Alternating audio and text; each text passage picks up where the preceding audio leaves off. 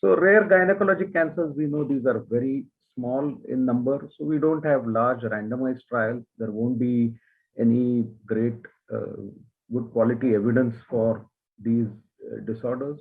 They are often misdiagnosed by pathology because they are simply because they are not accustomed to see these histologies. So they may not have enough experience in diagnosing such histologies, and that poses an additional problem for clinicians, not only pathologists, but even specialties from other non-oncology fraternity. They may have difficulty in treating these patients, and we may end up getting patients who are either half treated or mistreated earlier.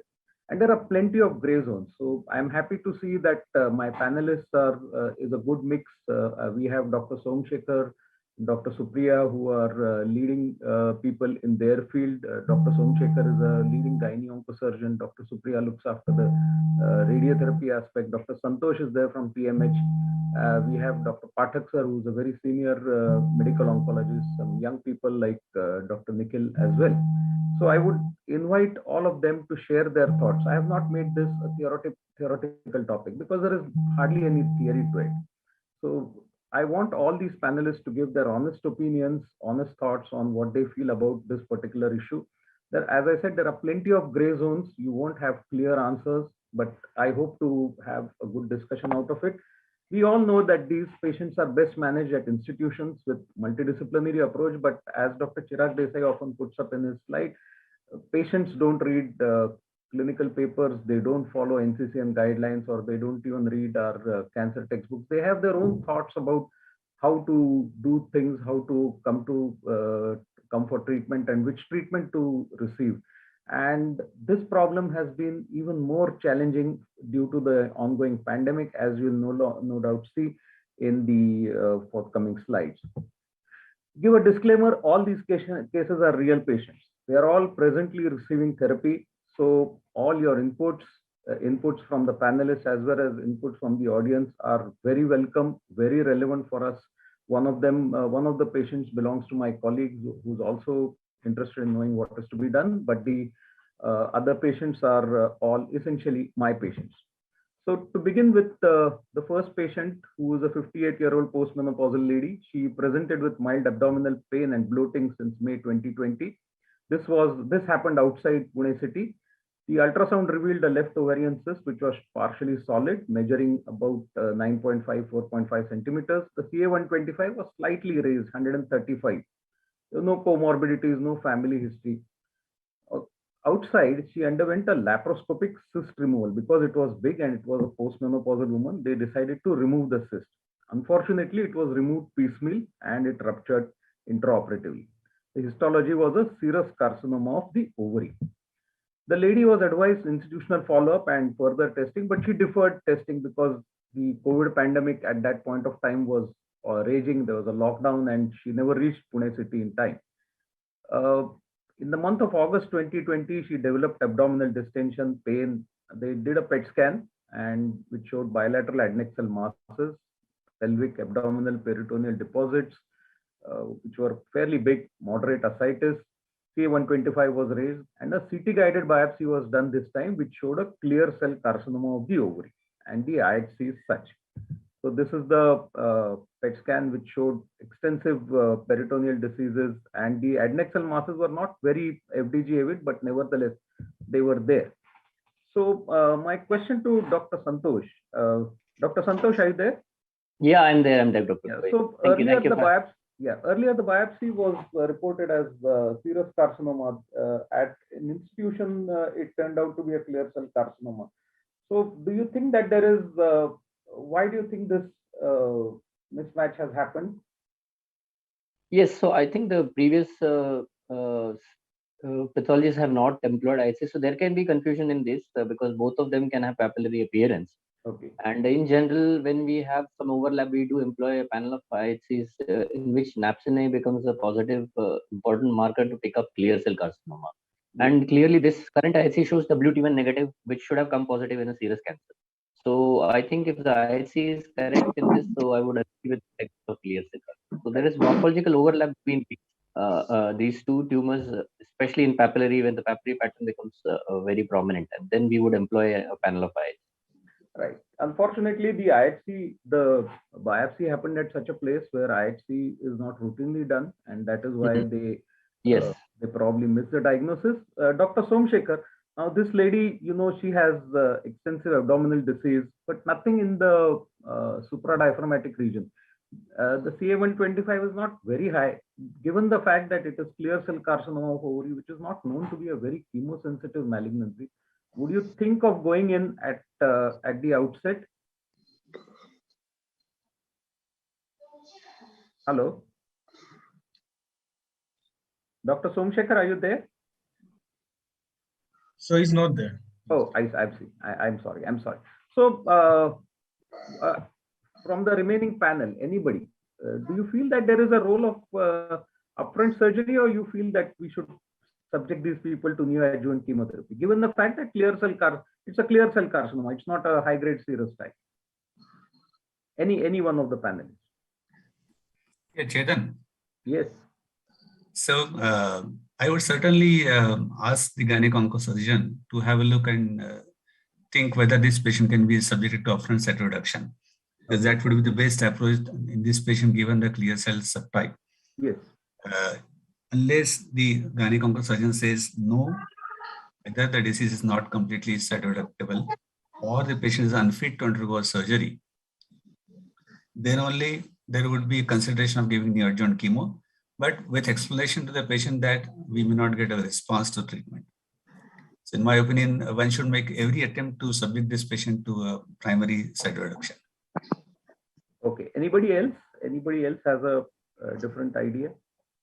I will agree with what is said, that have a surgical opinion first, and yeah, that would be the way to proceed. Fine. So unfortunately, this happened during the COVID, when the COVID pandemic was at its peak in August 2020. So most of the decisions happened during that time were taken into account. We had to take COVID into account. But I agree with your thought that yes, upfront surgery, since it's not a very chemosensitive tumor, then upfront surgery is always recommended. So do any of my panelists do an upfront genetic testing for these kind of patients?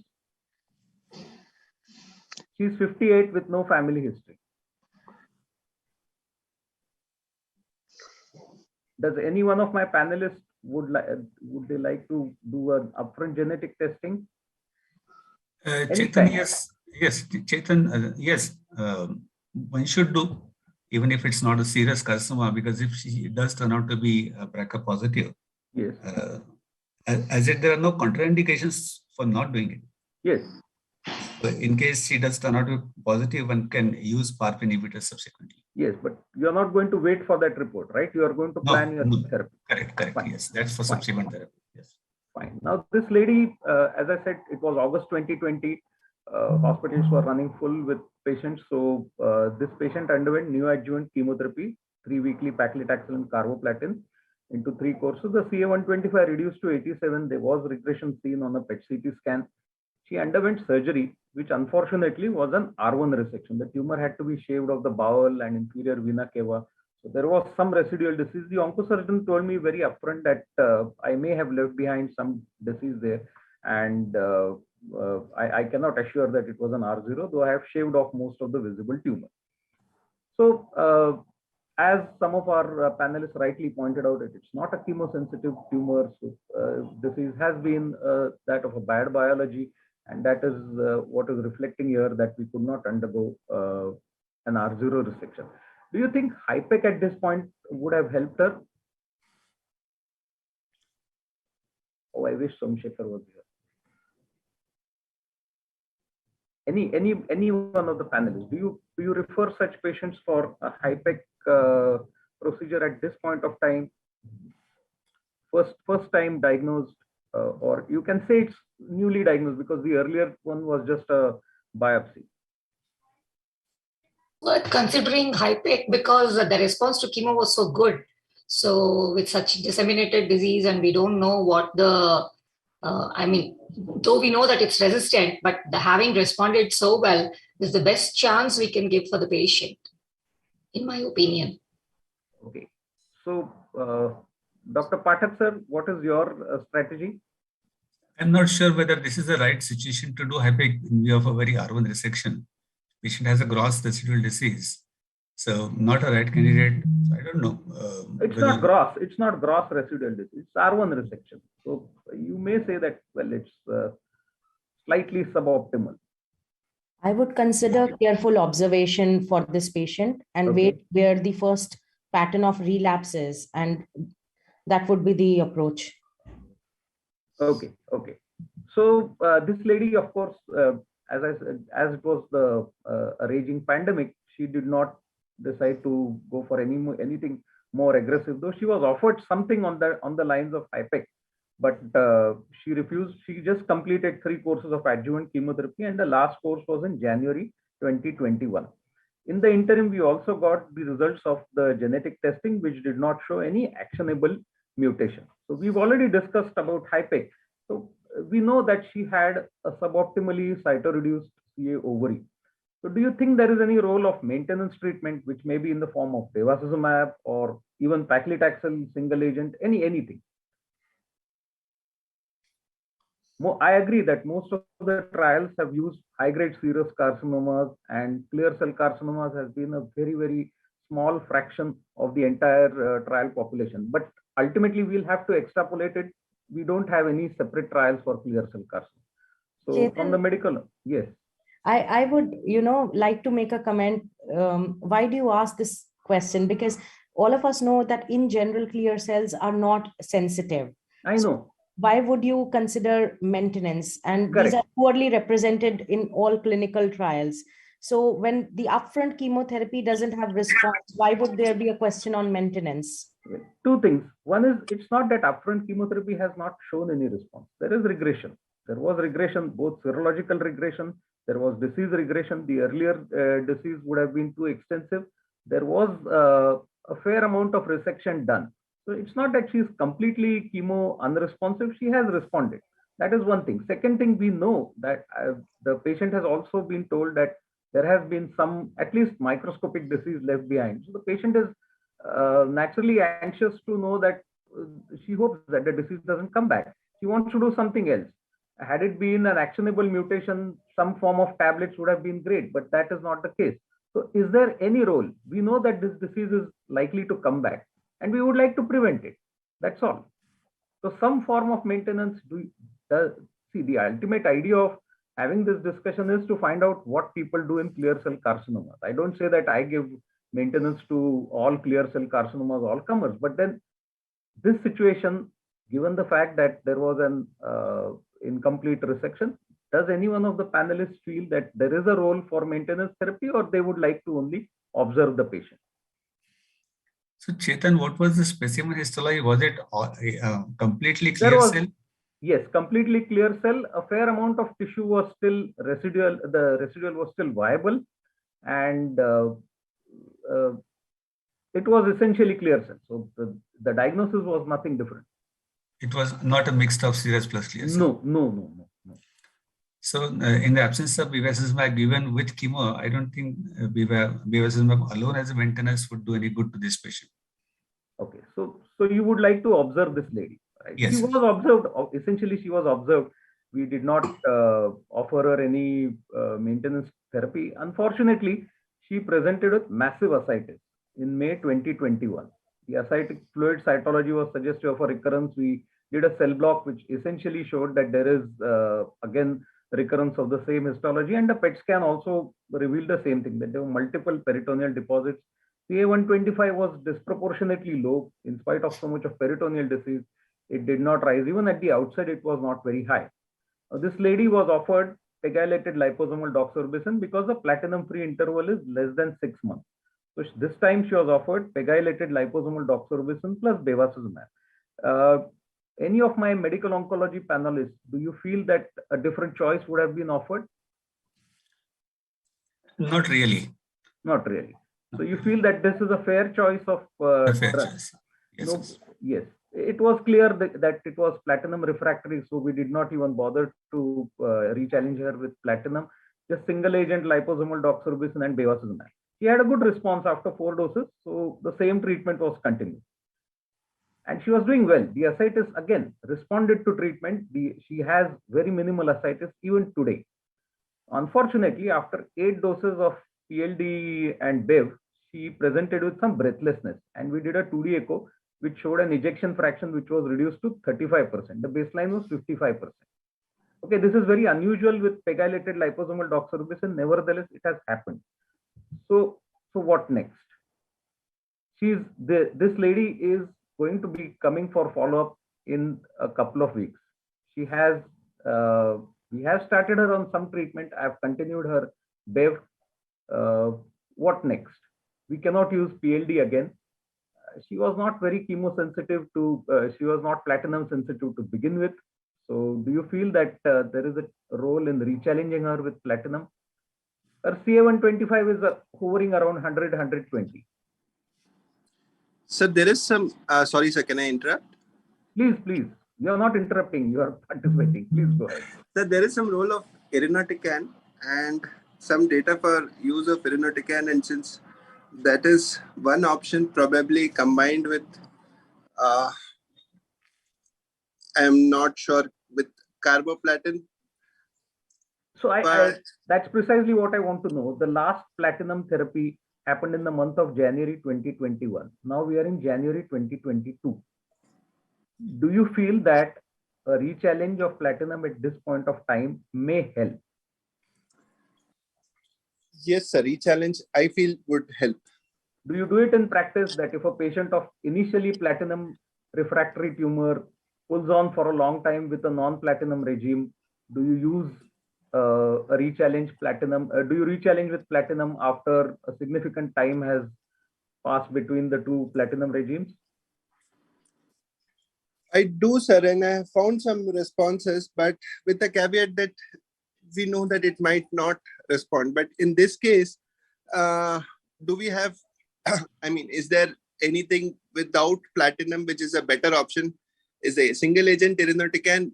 Possibly, but we know that she has a large burden of disease, so somewhere a little platinum would help, is what was my opinion, sir. Fine. There is some data on PIK3CA or mTOR inhibitors, but I don't know. I read only a few papers about it. Does anyone Deshmukh, I have a yes, comment to make. Please. Just as a pathologist, going back to the pathogenesis, most of the clear cell would arise on background of endometriosis. So the mixed morphology might be of endometrioid and the clear cell can be mistaken. And these are ARID1A driven tumors. So ARID1A mutation, which is a chromatin remodeling gene mutation, basically. So there are certain new targeted therapies which are coming for that. I'm not sure of the drug name, but ARID1A, and they induce a lot of tumor mutational burden. So usually these tumors would have high TMBs, and that can translate into immunotherapy. That's a comment. Yeah, that's interesting, and it would be worthwhile waiting for those drugs, because right now we don't have anything to offer her except, as Dr. Nikhil rightly said, maybe irinotecan and rechallenge of platinum. Any role of PARP inhibitors? Anyone wants to offer PARP inhibitors irrespective of the BRCA not mutated status? No one. No one. No. Yeah, Chetan, how much ever we would love to do it, unfortunately, there is no data on that. I think we need to wait for any meaningful data to come on that. Yeah. Good morning, Dr. Somshekhar. Welcome. And we missed you on the first part during the discussion on HIPEC. Sorry, I just described. I just overlooked. I can see that. Yes. So the second lady is a 73-year-old diabetic and hypertensive. She presented. Chetan, can I make a comment on the previous case? So please. Our institution, for these clear cells which are platinum refractory and have relapsed multiple cycles of chemo, so we often tend to wait where they relapse. And sometimes if the relapse is focal, we go ahead and add radiation. Such cases Definitely are relatively less in number. So annually, we would see hardly 8 or 10 such patients, not too many.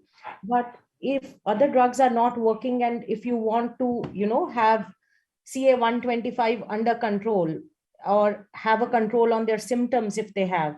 So that is what we do. But then you have to really go case by case. With more disseminated disease, there is a lot of data, especially coming from US and Canada, couple of years ago, where people tend to use whole abdominal radiation, but that has not found, a lot of favor in the community. It's remained in the books. So a more appropriate, acceptable approach with clinicians and patients is probably going ahead with focal radiotherapy, as in when they, come with focal relapse. That's what we do for clear cell. I completely agree with you. Couldn't agree with you more, because for patients who presented with isolated vault recurrence, radiation therapy has been our treatment which we offer, and we try to delay our systemic therapy and we reserve it for systemic relapse. That has been our training from TMH, and we've carried forward the same training in practice as well. I also agree that total abdominal radiation, though, has been shown to have some benefit, especially for palliating these patients for painful thing. I believe it turned out to be too toxic to be offered on a routine basis, and that is why it is not so popular. But for localized relapse, people who presented with vault recurrences or small pelvic nodal relapses, radiation therapy is definitely the treatment which we would like to offer. Rather than waste our chemotherapy, we would prefer to use it for a systemic relapse later. Absolutely, point absolutely well taken. Thank you. Dr. Chetan, Dr. Sham this side. Yes, Can we request Dr. Somshekhar to give his opinion on HIPEC, in ovarian, now that he's joined? Yes. I'll just go back to the slide. So Dr. Somshekhar, just to summarize, this lady has a clear cell carcinoma, fairly advanced disease to begin with, and a lot of abdominal disease, adnexal masses, and upfront surgery or no upfront surgery was the first question. So since it's a clear cell carcinoma, we know it's not very chemosensitive. Do you go in for upfront surgery at the outset? The CA-125 is 537. Yeah, the philosophy in our center and most of the top cytoreductive center is if the patient performance status is good and at presentation with the center where they practice cytoreduction with or without HIPEC, optimal CC0 can be achieved. Always upfront cytoreduction is preferred over in neoadjuvant and interval. The only two limiting factor, the patient performance status, and then whether the setup and the skill set and the team of intensive everything, can you do it? So we always, when you have a borderline case like that, we do a staging laparoscopy, keeping cytoreductive surgery option ready. And if it is cytoreducible, which happens in 91% of the time, like of last 1,100 cytoreductions which we worked out, and about 566 patients of HIPEC we did, we know that 91% of the time we are able to do cytoreduction CC0. So answer is, if upfront cytoreduction can be done, always upfront cytoreduction, but there are 2 points which are negative in that: patient performance status. You should not end up with a morbidity or a mortality which preclude the further systemic, and the volume of disease you should be able to cytoreduce completely. So always upfront cytoreductive surgery if patient performance is good, and staging laparoscopy for your setup says it is cytoreducible. That's number one. And the neoadjuvant we use only if there is an extra abdominal disease, or if the performance status of the patient is not amenable for 7-8 hours of upfront cytoreductive surgery. Number three, when we do a staging laparoscopy, we know it is not cytoreducible. So I told you all these three setup happens in 9 to 11% of the patients in our setup. Now upfront genetic testing, yes. The thing is, in our setup, we always start with, you know that if you give a choice between a somatic or a germline in ovary, somatic should be first, then germline. But in India, germline is easily available, very economical. People start with germline, and then you are positive, you hit a jackpot. If it is negative, then we have a tissue available, because in India, 76% of ovarian surgery are in interval. So then you have a block. But in my center, we have made a combo package. We have an in-house, so we do somatic and germline together. So we do somatic first, negative only, then we go to germline. This is my setup. About the HIPEC, I can take it up. Now, if you look at the high-level evidence, currently, HIPEC approved by regulatory bodies, insurance approves in our center, we do almost 110 a year, is in interval setting. That doesn't mean that upfront it doesn't help, but we don't have a level 1 evidence as of today. Having said that, in my institution, we follow upfront HIPEC as a part of a protocol approved by IRB, because it is not a level 1 evidence. We have done more than 350 upfront CRS HIPEC. we have found that the maximum benefit of HIPEC in ovary was if you achieved optimal cytoreduction in upfront setting than interval setting. Because when we audited our cases, we found that, and also you know that we have a HIPEC registry of India maintained by the Indian Society of Patron Surface Malignancy of our 2,100 patients of CA ovary across 23 institutions in India. When we did a subset lookup, we found that those patients who had a PDS, that is primary cytoreductive surgery with HIPEC, derived better benefit of HIPEC than interval. But when you go by level 1 evidence of randomized control trial, it is only for interval. So if you are not doing outside a protocol of your institution with ethics board approval, as of now, interval followed by HIPEC. 3 trials are going on, which will come up soon. Can you do in upfront? But with our data, with 5-year follow-up, we found that is very good. So in my institution, if I do optimal cytoreduction, we achieve CC0, we always had HIPEC in them in stage 3C. Otherwise, all interval cytoreduction, wherever we achieve CC0, we are actually going to offer that. Thank you. Thank you. That was very relevant. Unfortunately, this lady underwent neoadjuvant chemo because it was August 2020. COVID was at its peak in Pune, so we could not offer her a long surgery, and she was also not very keen. The resection was R1 at that point of time. Again, HIPEC was discussed, but we could not perform the same due to various reasons. And she underwent further adjuvant therapy, and then she's had a relapse. I am sure you joined the discussion later. So that time, you know that this was the medical issue which she had. Coming down to the second lady, she's a 73-year-old diabetic hypertensive. She school teacher. She presented with constipation and some vague abdominal pain since 3 months in September 2019. A CT scan, which was done outside, showed a large uterine mass, which was inseparable from ovaries with no spread elsewhere. The CA125 was not very raised, just 93. This lady received 2 courses of paclitaxel carboplatin based only on imaging and CA125. This was, of course, at a non-oncology center. She was counseled that this is disease only and nothing else, and so she was offered 2 courses. But after 2 courses, there was no relief whatsoever. So she came to our hospital and she underwent upfront cytoreductive surgery, which was deemed feasible, and she underwent an R0 resection. The histology was a low-grade endometrial stromal sarcoma, which was involving more than half the thickness of myometrium. The omentum and pelvic nodes were not involved. The IHC is such: the tumor cells were positive for ERPR, beta-catenin, CD20, and WT1, and they were negative for cytokeratin, H-caldesmin, desmin, and inhibin. The MIB index was 2%. Dr. Santosh, are you happy with the pathology report, or would you like to do some additional tests? Yeah, I think low-grade endometrial stromal sarcoma, Deshmukh, is a pretty much a morphological diagnosis when you have a resection specimen. So ERPR and CD10, they help in sort of confirming the diagnosis. So most of the times it is the morphology which is very characteristic of these tumors.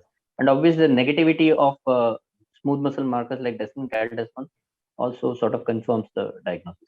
Yes, the reason why we did so many markers, we know that it's a morphological diagnosis, but this lady had underwent 2 courses of chemotherapy, and we were not very sure whether that was changing it. But essentially, probably the chemotherapy had did not work at all, and anyway, it was probably completely unindicated. So this was the status now. So what adjuvant therapy would you like to give her? This lady has, again, a tumor which is involving more than half thickness of myometrium, no omental or pelvic spread, and a very low MIB index. So adjuvant chemotherapy or adjuvant radiation therapy? Dr. Supriya. So the only thing that I notice in this patient is a large primary tumor, but also R0 resection. And given that it is low grade, I would rather keep her on observation. Okay. She may or may not relapse given the low MIB index, and radiation is better utilized at relapse. And actually, even if she relapses, I would first assess for surgery. If surgery is not feasible again, then think of giving radiation, but not in this setting.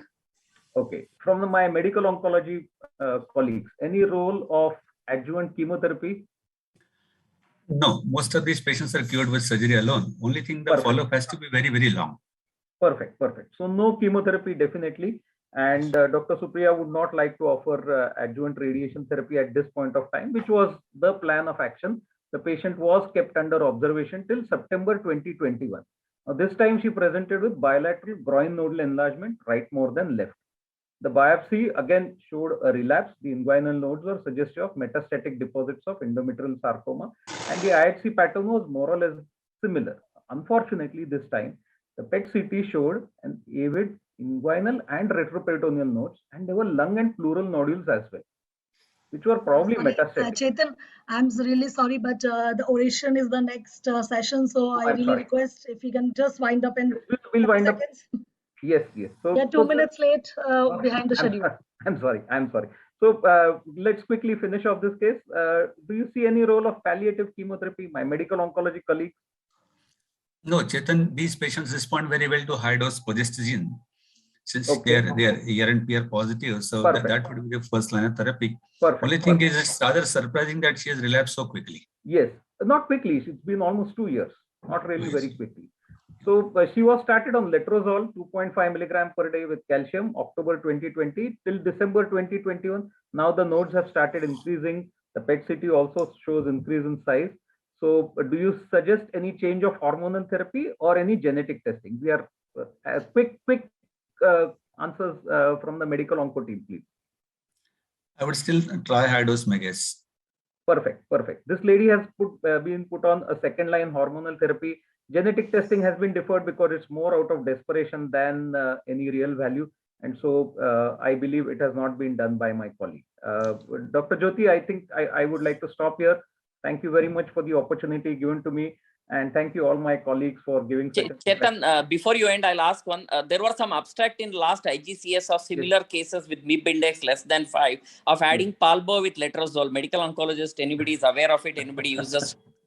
I don't think any one of us Not has tried it. in this case, Somshekhar sir, not in this case, but I have used in one patient with ovarian serous carcinoma, who had relapsed multiple times, and she was ER/PR positive.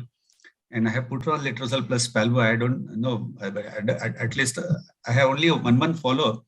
It is stable disease, but there are case reports in the literature where people are using this combination. Thank you. Sachin, I believe, she's Sachin's patient. I believe Sachin has put her on fulvestrant and he's continued the letrozole, and we'll let you know the follow. Before Jyoti vacates us, we have to end it. She'll just shut down this. Thank you very much. And this shows that how intense discussion is happening, especially in such rare tumors, which are not a usual discussion in many forums. So thank you each and every one of you. It was indeed a very interesting discussion.